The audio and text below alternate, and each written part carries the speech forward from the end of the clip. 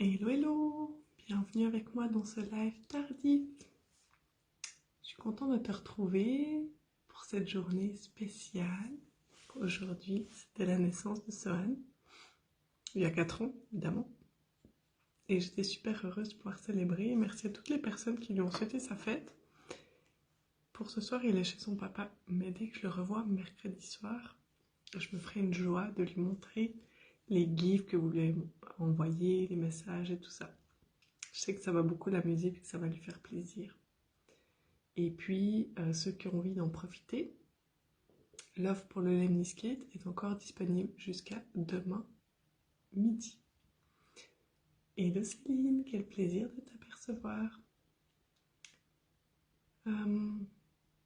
Aujourd'hui, c'était ni une bonne journée ni une mauvaise journée. Non, c'était globalement plutôt une bonne journée. Mais une journée de beaucoup d'introspection, de remise en question, de faire des bilans, de prendre des décisions. Donc pas forcément toujours agréable finalement. Mais voilà. Et il y a quelque chose qui m'a vraiment aidée et que j'ai envie de partager avec toi parce que je pense que c'est vraiment quelque chose d'essentiel. Et moi en tout cas c'est quelque chose qui m'aide énormément dans mes communications. C'est que avant d'aller parler avec les gens, surtout quand c'est pour des trucs pas agréables, c'est vraiment d'aller ressentir au fond de moi quel est réellement mon message. Qu'est-ce qui se passe réellement à l'intérieur de moi? Et est-ce que je suis en train de me raconter des histoires? Est-ce que je suis en train de me chercher des excuses? Est-ce que je suis en train d'être influencée par une croyance limitante que j'ai? Ou une croyance que j'ai sur le monde? Ou est-ce que je fais par exemple une supposition? Ou encore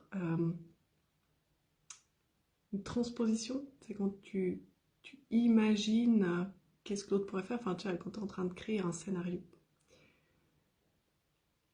Et c'est pas toujours évident, ça m'a pris plusieurs années pour vraiment bien me connaître, parce que finalement c'est ça, c'est de bien se connaître, c'est cette capacité d'avoir un dialogue intérieur qui soit sincère et franc déjà avec nous-mêmes.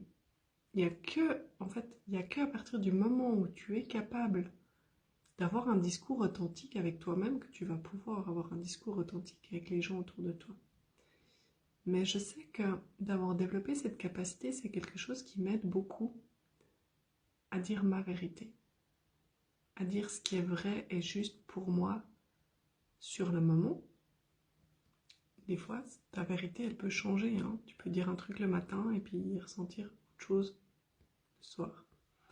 Et c'est vraiment important pour moi de réussir à sentir qu'est-ce qui est juste pour moi là maintenant, afin de pouvoir le communiquer avec clarté et authenticité. Et ça permet que la personne en face de moi peut beaucoup plus facilement recevoir mon message parce qu'elle sent que derrière, je ne suis pas en train de jouer un jeu ou de porter un masque, mais vraiment en train de dire ce qui est juste pour moi. Et en fait, on peut sentir cet alignement énergétique qu'il y a derrière les paroles. Elles ont plus d'impact. On est plus à même d'être entendu, d'être compris quand on est réellement authentique. Même pour aller dire des choses difficiles. Pas forcément dans le sens...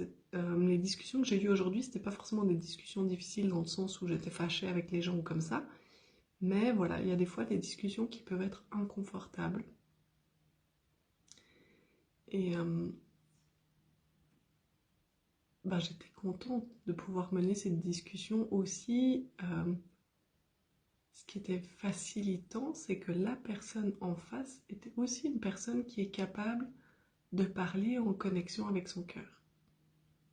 Et de rester vraiment à sa place. Quand je veux dire à sa place, ça veut dire ne pas devenir ni une victime, ni un bourreau, ni un sauveur. De juste être elle-même.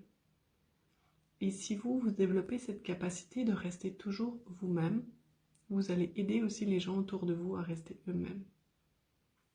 Céline, on se fait souvent des films sur pourquoi l'autre a fait ou dit quelque chose. C'est un des accords Toltec d'ailleurs, de ne pas préjuger. Oui, exactement. Ça fait partie d'un des accords, ne fait jamais de supposition. Et c'est une très très bonne règle de vie, je trouve. Les suppositions, c'est dangereux parce que c'est notre réalité qu'on projette quelque part. Et notre pensée est créatrice. Après, moi j'aime bien pas faire des suppositions, mais plutôt toujours imaginer que les choses sont pour le mieux, pour le meilleur. Et je sais que ça m'aide à rester sur une ligne de vie où les choses sont pour le mieux et pour le meilleur. Donc voilà, c'est vraiment ancrer sa réalité en fonction de qu'est-ce qu'on croit profondément qui est vrai. Donc voilà, j'espère que ce partage vous aide pour ce soir. J'étais pas inspirée, puis finalement ça s'est bien passé. Je pense que ça n'aura pas été un de mes pires lives. Je vais peut-être pouvoir y mettre un titre maintenant que j'aurai une idée. Ah non, c'est bon, j'ai mis un titre. C'est hier, j'ai pas compris pourquoi le titre s'est pas mis. Et du coup, je me rappelle plus ce que j'avais choisi comme titre. Bref, pas très important. Sur ça, je vous souhaite une belle soirée. Merci Céline. Céline, elle s'inquiétait de ne pas m'avoir vue en live. Elle m'a écrit pour me demander. Ça m'a vraiment touchée. Et c'est vrai que j'avais hésité à le faire avant d'aller au sport. Puis je me dis, oh, je le ferai après. Et voilà. Et me voilà, donc bien tardivement. Du coup, je vais aller me relaxer un peu et puis me coucher. À bientôt!